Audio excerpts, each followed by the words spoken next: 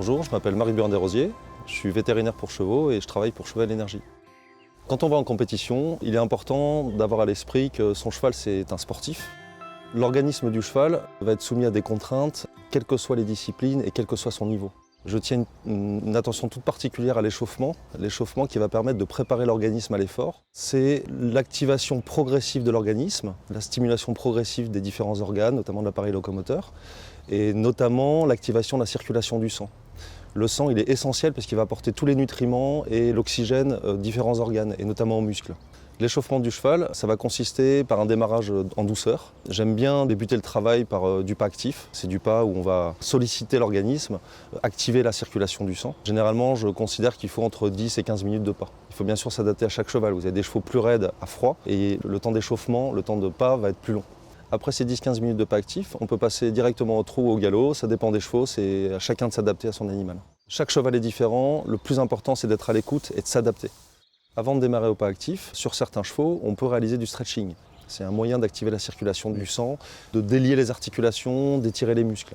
Il y a certaines règles à respecter. Le stretching ne doit pas être violent, il doit être très doux, progressif et court dans la durée, pas plus d'1 à 3 minutes. Pour favoriser un bon échauffement, on peut s'aider de matériel spécifique et de certains produits.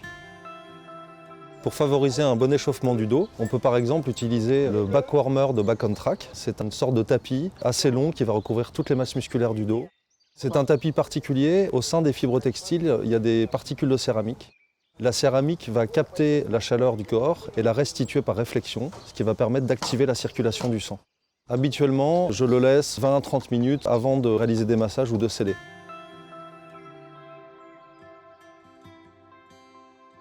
Afin de bien préparer l'effort, on peut masser son cheval. Le massage doit être réalisé avant de seller.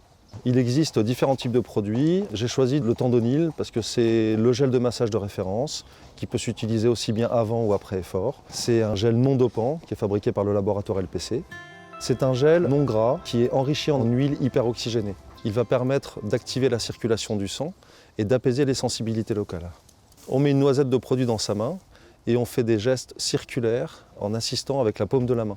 Il faudra bien insister sur les masses musculaires de chaque côté de la ligne du dos, qu'on appelle les longissimus. Il est également possible de masser les membres, les articulations, les ligaments, les tendons, et d'insister sur les zones plus sensibles. On peut poser des guêtres sans problème après l'application du produit.